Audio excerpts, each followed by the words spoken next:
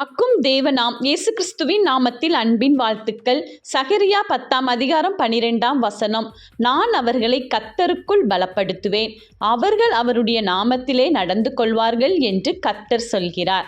ஆம் பிரியமானவர்களே, நம்முடைய கர்த்தராகிய யெகோவா தேவன் ஆகிய இயேசு கிறிஸ்து நம்மை பார்த்து கூறுகிறார், நான் அவர்களை பலப்படுத்துவேன் என்று.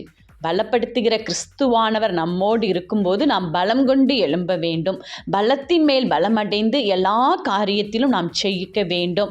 அவர் அவருடைய நாமத்திலே நம்மை நடத்துவேன் என்று கூறுகிறார். அந்த இயேசு என்ற நாமம் நம்மை எப்பொழுதும் பாதுகாக்கும், நம்மை பலப்படுத்தும்.